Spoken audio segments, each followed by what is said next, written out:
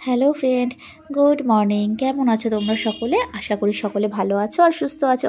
আর ভালো তো থাকতেই হবে, বছরের প্রথম দিন বলে কথা। সকলকে জানাই হ্যাপি নিউ ইয়ার। বছরের প্রথম দিনগুলো তোমাদের জন্য ভালো কাটে। প্রথম দিন কেন বলছি, পুরো বছরটাই যেন তোমরা সকলে ভালো থাকো, সুস্থ থাকো, খুব আনন্দে কাটাও সবাই। তো চলো, আজকে একটা দিনটা বেশ সুন্দর একটি ব্লগ দিয়ে তোমাদের সঙ্গে শেয়ার করতে চলেছি। আশা করি তোমাদের এই ব্লগটা ভালো লাগবে। আচ্ছা, ভালো লাগবে কি না সেটা তো দেখার পরে তোমরাই বলবে, বলো। তো চলো, একটু কষ্ট করে ব্লগটা একটু দেখে নাও। আর এটা দেখো, বিছানাটা তোলার সাথে সাথে আজকে মনে করে আমি মশারিটা খুলে নিচেই ফেলেছি। কারণ অনেক দিন ধরে ভাবছি পরে ধোবো, এই করে করে না ধোয়া হয় না। কারণ মশারিটা বেশ ভালোই নোংরা হয়েছে, দেখতে পাচ্ছ হলুদ কালার, কেমন একটা বিচ্ছিরি একটা কালারে হয়ে গেছে। এমনি অনেক দিনের পুরনো মশারি, তবুও কী আর করা যাবে। আজকে যেহেতু মায়ের ছুটি আছে হাতে, তার মানে অনেকটাই সময়। এই জন্য আজকে মশারিটা ধোবো বলে সকাল সকাল আগে বিছানাটা তুলেই চলে এসেছি মশারিটা ভেজাতে। মশারিটা একটু হালকা গরম জল দিয়ে ভিজিয়েছি, তাহলে কি ময়লাটা ভালো পরিষ্কার হবে। আর ওই ঘরেরটাও ভেজাবো, সেটা আগে তুলে নিয়ে আসি, তারপরে ততক্ষণ এটা ভিজতে থাকুক। তো চলো, এদিকে আমি মশারিটা ভিজিয়ে দিয়ে চলে এসেছি একটু টেবিলটা মুছতে। টেবিলে এত জল ফেলেছে রাত্রিবেলা, বোতলের থেকে জল খাবে আর ফোঁটা ফোঁটা জল ছেলেটা আমার এই টেবিলের উপরে ফেলবে। এত দুষ্টু হয়েছে, আর দুষ্টু হবেই বা না কেন। ওরা যদি দুষ্টুমি না করে তাহলে কারা করবে বলুন? বাচ্চা মানেই দুষ্টুমি। তো চলো, এদিকে দেখো, ঘর ঝাড় দিতে এসে দেখি সেই চায়ের কাপটা, কালকে রাতে চায়ের কাপটা খেয়ে, মানে চাটা খেয়ে, সরি, গ্লাসটা না এখানেই রেখে দিয়েছিলাম। আর সারা বাড়ি ঘর খুঁজে বেড়াচ্ছি কোথায় রাখলাম। মা তো চিৎকার করে যাচ্ছে, কোথায় যে রাখিস খুঁজে পাওয়া যায় না। দেখো, আলনার নিচে রেখে দিয়েছিলাম, সেটা এখন ঝাড় দিতে গিয়ে পেলাম। তো চলো, এদিকে তো একটু ঘরটা ভালোভাবে মোটামুটি ঝাড় দিয়েই নিই। সকালের টাইমটা না একটু অনেকটা সময় লেগে যায় কাজ করতে, কারণ সকালে চেষ্টা করি যে ঘর বারান্দা সমস্ত কিছু একটু ভালোভাবে পরিষ্কার করে নিতে। তাহলে স্নান করার আগে না একটু তাড়াহুড়ো করে ঝাড় দিয়ে নিলেও অসুবিধা হয় না, কারণ সেই সময়টা অনেক বেশি তাড়াহুড়ো থাকে। তোমরা আমার গলার আওয়াজ শুনে হয়তো বুঝতেই পারছো, মানে যারা আমার ভিডিও দেখো তারা হয়তো জানবে যে আমার গলার আওয়াজটা এমন না, একটু অন্যরকম। আজকে হয়তো গলার ভয়েসটা একটু ভারী ভারী লাগবে। খুব গলাটা ব্যথা, জানো, একটু হালকা পাতলা ঠান্ডা লাগলেই গলাটা আগে ব্যথা করে। যাই হোক, গরম জল দিয়ে একটু গার্গিল করছি, তার জন্য একটু হয়তো আরাম পাচ্ছি। কিন্তু তাহলে হবে কি, এই কথা বলতে গেলে না বেশ ভালোই গলায় কষ্ট লাগছে। তবুও কিছু করার নেই, ভিডিওটা অনেক দিন পরে পরে মোবাইলে পড়ছে বসে বসে, তাই ভাবলাম যে আজকে অন্তত ভিডিওটা দিয়েই দিই। এডিট করে রেখেছিলাম ভয়েস ওভার দেওয়ার জন্য, একদম সময় পাইনি। এত জোর গলা ব্যথা, ঠান্ডা কিন্তু তেমন লাগেনি জানো, তবুও গলাটা এত পরিমাণে ব্যথা, কী আর বলবো। তো কী করলে গলা ব্যথা কমবে, তোমরা যদি জানো একটু আমাকে বলো তো। এত গলা ব্যথা হচ্ছে, খেতেও পারছি না ঠিকঠাক। তো যাই হোক, চলো, এদিকে দেখো, আমার মানে এই বারান্দাটা একটু মুছে নিলাম, কারণ এই যে রাস্তার পাশের ঘর তো, প্রতিদিন সকালবেলায় বারান্দা থেকে সিঁড়িটা আমার মুছতে হয়, কারণ বাসি সিঁড়ি তো মুছতেই হয়। তার সাথে সাথে আমি বারান্দাটাও মুছে নিই, কারণ প্রচুর ধুলো পড়ে জানো। আর এখানে এই জিনিসটা, এখানে হাত দিতে হয়, দুই একটা জামা কাপড় গুজিয়ে গুজিয়ে মেলা যায়। ওই জায়গাটা পরিষ্কার করে রাখলে ধুলোটা আর জামা কাপড়ে লাগে না। তো ভাবলাম, রাস্তায় যা ধুলো পড়ে, এখন শীতকাল, সব জায়গায় শুকনো ওয়েদার, প্রচুর ধুলো জানো না। এই জন্য একটু জলের ছিটা দিয়ে তারপর একটু পরে ঝাড় দেবো। আর দেখো, এই মানে উঠোনটা ঝাড় দিয়ে হাত মুখ ভালো করে ধুয়ে চলে আসলাম আগে ছেলেটাকে খাওয়াতে। প্রায় 7:30 মতন বাজে, তাই ভালো আগে ছেলেটাকে একটু খাইয়ে নিই, ওর খাওয়ানোর টাইম হয়ে গেছে। আর দেখেছো ছেলেটা কি দুষ্টু, সবার বাড়িতে কি এরকমই হয় একটু বলো তো কমেন্ট করে। মোবাইল না দেখে সে খাবেই না কিছুতেই, কোল থেকে নেমে গেল। আর এইভাবে মোবাইল ধরে রাখলে, এক হাত দিয়ে খাওয়ালে জানো তো এরকম কষ্ট হয়, পেছনে কোমরটা না এত লেগে যায় কি বলবো। তবুও সে মোবাইল ছাড়া কিছুতেই খাবে না, মোবাইল দেখিয়ে দেখিয়ে তাকে দুধ খাওয়াতে হয়।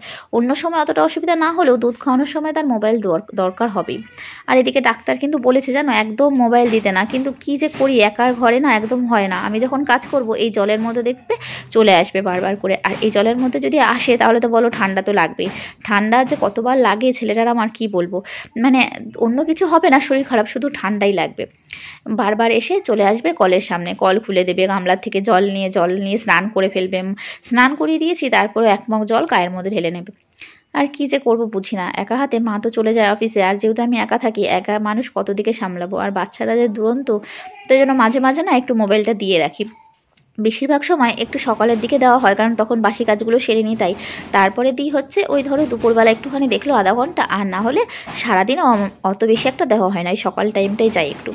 তো চলো, আর কি করা যাবে। এদিকে দেখো, আমি একটু ব্রাশও করে নিলাম। ব্রাশ করতে করতে আমার একটু না হাঁটলে আবার হয় না।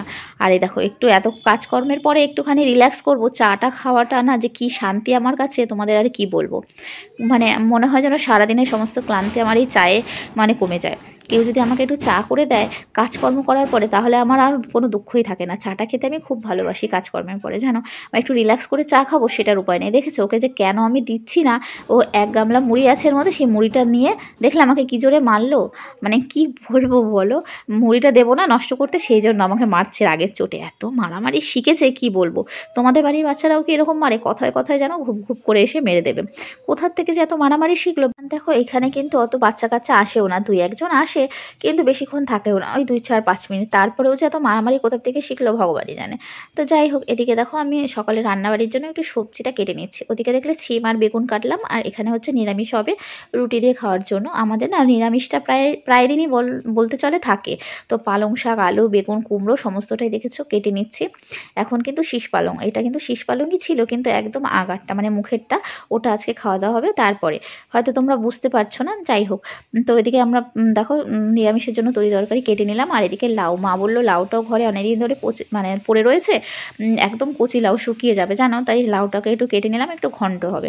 আর এদিকে দেখো মশারিটা ধুয়ে রেখেছিলাম, সেটা এখন একটু রোদ আসবে বলে ওখানটা মেলে দিলাম। কারণ ঘরের মধ্যে মেললে না, মানে বাড়ির উঠোনের মধ্যে মেললে একদম মানে জলাকার হয়ে যাবে, আর ছেলেটা উঠোন দিয়েই খেলে, আর এই জন্য বাইরে রাস্তার সাইডে মেলে দিয়েছি। আর এদিকে একটুখানি দরজাটা মুছে নিলাম, এত নোংরা পড়েছে, ভেবেছিলাম ওই ঘরেরটাও মুছবো, কিন্তু সেটা আর হয়ে ওঠেনি, ওটা অন্য একদিন মুছে নেবো। আর এদিকে দেখো আমার পাগলামি বুদ্ধি কি বলো তো, সত্যি কথা বলতে একদম চুরি করে জানো এই সয়াবিন রান্না করছি। মা যদি জানতে পারে না আমাকে কি বেশি কথা বলবে এসে। তোমরা ভাবছো যে মা আবার কোথায় গেছে ছুটির দিনে, তাই তো? মা গেছে মামার বাড়িতে, একটু কাজ আছে, পার্সোনাল কাজ, তারপরে একটু বাজার সেরেও আসবে। আজকে রবিবার ছিল, রবিবারের দিন ওখানে আবার হাট বসে, তো হাটে আবার বাজার করবে না। আগে তো যখন সুস্থ থাকতো না, তখন প্রতিদিনই কিন্তু হাটের থেকে বাজার করে আনতো। করে এই তো রান্না করতে বসে পড়েছি, ছেলেকে খাওয়াতে যাবো। তার আগে ভাবলাম যে একটু রান্নাটা করে নিই। কি বলো তো, আজকে তো সকালে রান্না হয়ে গেছে, তোমরা জানো। একটু পরে দেখাচ্ছি কি কি রান্না হয়েছে। লাউ দিয়ে তরকারি হয়েছে, আর ছিম দিয়ে আর বেগুন দিয়ে মাছ দিয়ে তরকারি হয়েছে। তো সেটা তো হয়েছে, কিন্তু আমার ওটা খেতে একদমই ভালো লাগছে না। সকালেই মাকে বলেছিলাম যে মা এখন মাংস খাবো, কিন্তু মা বললো তো 1 জানুয়ারি মাংস তো খেতেই হবে, এই জন্য এখন আর খাস না, কি আর করবো। আর মাছ খেতে একদম ভালো লাগছে না। এই যে আমার জন্য একটা ডিম আর এই সয়াবিন, এটা দিয়ে এখন রান্না হবে একদম কষা কষা করে। কারা কারা খাবে চলে আসো, আমি কি করে সয়াবিনটা রান্না করি সেটাই তোমাদের দেখাবো। তো চলো। কি বলো তো, সয়াবিনটা আমি আগে একটু ভেজে নিই। অনেকে আছে মশলার সাথে ভাজে, কিন্তু আগে যদি সয়াবিনটা ভেজে নাও না, তাহলে খেতে কিন্তু বেশ ভালো লাগে জানো। বেশ একটু কড়া কড়া করে ভেজে নিলে, মানে জিনিসটা কথাই তো আছে, যখন রান্না যে কোনো সবজি বা যেটাই রান্না করো না কেন, যদি কষানোটা ভালো হয়, তাহলে রান্নাটার টেস্টটাই একটু আলাদা হয়। আর ঝাল নুন তো আছেই। আর এদিকে দেখো ভাত বসিয়ে দিয়েছিলাম, গরম গরম ভাত ওদিকে হয়ে গেছে। এবার সয়াবিনটা ভাজা হয়ে গেছে, দেখতে পাচ্ছ লাল লাল করে তুলে রাখলাম। তারপরে কড়াইতে তেজপাতা আর একটু গোটা গরম মশলা দিতাম, কিন্তু সেটা ছিল না, তাই অল্প একটু চিনি আর পেঁয়াজটাকে ভালো করে ভেজে নিয়ে তার উপরে আলু দিয়ে দিলাম। একদম ছোট্ট একটা আলু দিয়েছিলাম। কি বলো তো, ভেবেছিলাম মার কাছ থেকে লুকিয়ে লুকিয়ে রাখবো, কিন্তু লুকিয়ে রাখতে পারলাম না। নিজে একা খেয়ে নিলে হবে বলো, কারণ ভেবেছিলাম একাই খাবো, মা দেখলে তো খুব বকবে, কারণ মা বলেছিল যে মশলা খাস না। কয়েকদিন আগে আমার পেটে ব্যথা হচ্ছিল, 2 দিন পরে ওই যে বললাম 1 জানুয়ারি মাংস তো খেতেই হবে, এই জন্য মানে একদম ভালোই লাগছিল না লাউয়ের তরকারি আর চিমার তরকারি খেতে। কি আর করব, তাই অল্প করে একটু সয়াবিন করছি। মা এদিকে বাড়ি নেই, ওই যে বললাম মা বাড়িতে গেছে, তাই ভেবেছিলাম একাই খেয়ে নেবো, কিন্তু ভাবলাম যে মাকে যা রান্না করেছি না দিয়ে খাবো, সেটাকে আর খাওয়া যায় বলো। তাই ভাবলাম বকা শুনবো, যাই হোক মার জন্য একটু রেখে দিয়েছিলাম। পরে আমি অর্ধেকটা খেয়েছি আর মায়ের জন্য অর্ধেকটা রেখে দিয়েছি। তো সয়াবিনটা খেতে খুব ভালো হয়েছিল, দেখলে তো কত সুন্দর কষানো হয়েছে, তেলটা উপর দিয়ে উঠে গেছিলো। এবার একটু গরম জল করে ঢেলে দিলাম, একদম মাখো মাখো করবো। আর এই যে একটা ডিমটা না দিয়ে দিলাম, আমি অর্ধেকটা খাবো আর মাকে অর্ধেকটা দেবো, এটাই ভেবেছিলাম। তারপরে ভাবলাম না, ডিমটা মা একটা বেশি একটা খেতে চায় না জানো, মায়ের অত পছন্দ না। আর ডিম সিদ্ধটা অতটা না, একটু অমলেট করলে তাও খেতে ভালোবাসে, তাই ডিমটা আমি খেয়ে নিয়েছিলাম, আর মার জন্য বেশি করে একটু সয়াবিন রেখেছিলাম। আর এদিকে সয়াবিন তো রান্না হয়ে গেল, আর এই দিকটায় আমার ছেলের খাবার, প্রায় তখন 1:30টা মতন বাজে, তাই ছেলের খাবারটা বেড়ে নিয়ে ওকে খাইয়ে দিয়ে চলে আসলাম। এদিকে যে বললাম দেখো লাউ দিয়ে তরকারি হয়েছে, রুই মাছ ছিল, সেই রুই মাছ দিয়ে, আর এদিকে ছিম দিয়ে বেগুন দিয়ে তরকারি, দুটো খেতে ভালো হয়েছিল, তবু কিন্তু আমি এটা খাইনি। মানে লাউয়ের তরকারি একটু নিয়েছিলাম, ছিমের তরকারি তো আমি ধরেও দেখিনি, কারণ আমার তো সয়াবিন হয়েছে, এটা থাকলে আমার আর কিছু লাগে না জানো। ছোটোবেলায় যখন সয়াবিন খেতাম, আগে তো শুকনো শুকনো সয়াবিন অনেকটাই খেয়ে নিতাম, মা রান্না করতেই পারতো না। আর কি বকতো জানো, বলে যে শুকনো যদি সয়াবিনই খেয়ে নিস, তাহলে আমি রান্নাটা করবো কি। তারপরে রান্নার পরে সেই কষানোর থেকে শুরু করতাম সয়াবিন খাওয়া। খাওয়া, এত সয়াবিন খেতে ভালোবাসতাম। হ্যাঁ, অনেকেই আছে যারা সয়াবিন খেতে ভালোবাসে, কিন্তু এখন আর অতটা প্রিয় নেই, তবে ভালোবাসি। আগের মতন ওই শুকনো সয়াবিন আর খাওয়া হয় না। কারা কারা এইভাবে শুকনো সয়াবিন খেতে ছোটোবেলায় একটু কমেন্ট করে জানিও তো। ওদিকে ছেলেকে খাওয়ানো হয়ে গেছে, এবার একটু আমি খেতে বসেছি। শ্যাম্পু করেছিলাম, চুলটা তো একদমই শুকোয়নি, তাই ভাবলাম এখানটায় রোদ আছে, একটু বসে একটু রিল্যাক্সে খাবো। আর দেখো রিল্যাক্সে বসে খাওয়ার উপায় আছে, ছেলেটা আসবে দেখো কি দুষ্টুমি করবে, বারবার থালার মধ্যে হাত দিয়ে দেবে। যাই হোক, ওকে একটু মাছ দিচ্ছিলাম। আমার ছেলেটা তো আবার খুব মাছ ভক্ত, জানো, মাছ খেতে খুব ভালোবাসে। তো যাই হোক, আমার মানে ওর জন্য তো বেশিরভাগ না পেটির মাছই রাখা হয়। আর পেটির মাছ তো আর আমার নেই, আমারটা হচ্ছে পিঠের মাছ ছিল, তাই ওখান থেকে ওকে কাটা বেছে বেছে ওকে একটু খাইয়ে দিচ্ছিলাম। আর এই যে ক্যামেরাটা ছিল ওখানটায়, আর বারবার যাচ্ছে আর ক্যামেরার সামনে দাঁড়িয়ে দেখছে যে এটা কী হচ্ছে। ওকে দেখা যাচ্ছে, ওর মাকে দেখা যাচ্ছে, তাই এসে আমাকে বলছে ক্যামেরার দিকে হাত দিয়ে হ্যাঁ ওটাতে হাত দেবে না, এখানে বসো। বারবার যাচ্ছে ক্যামেরার মধ্যে হাত দিতে। কী আর বলবো, যাই হোক কিছুই আর করার নেই, এত কিছুর মধ্যে দিয়ে ভিডিওটা করতেই হবে। এদিকে খেয়ে ঠেয়ে তো রেডি হয়ে গেছি। আর দেখো এই যে ঘরে ছিল একটু ক্যাডবেরি, সেটাই একটু খাচ্ছি। কি জানি ক্যাডবেরি খেতে ভালো লাগে, তবে আজকে মনে হলো যে খাওয়ার পরে একটু খাই, কেমন যেন লাগছে মুখটার মধ্যে, তাই একটু বসে পড়লাম। আর ছেলেটাকে আর বাদ যায়, ওরই ক্যাডবেরি, সেখানে আমি ভাগ বসিয়ে দিয়েছি। শেষ করছি। এখন প্রায় ঘড়ির কাটায় কটা বাজে দেখবে, দাঁড়াও লাইটটা জ্বালিয়ে না।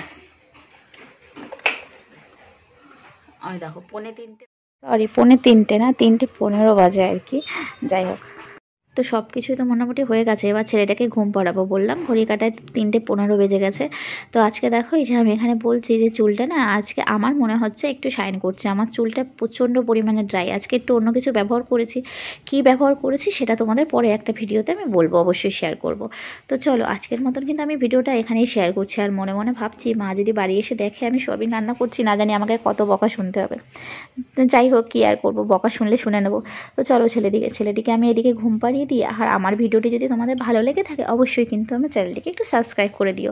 আর বেশি ভালো লাগলে লাইক কমেন্ট একটা শেয়ারও করে দিও। তোমরা সকলে সুস্থ থেকো আর ভালো থেকো। সবাইকে হ্যাপি নিউ ইয়ারে অনেক শুভেচ্ছা রইল। টাটা।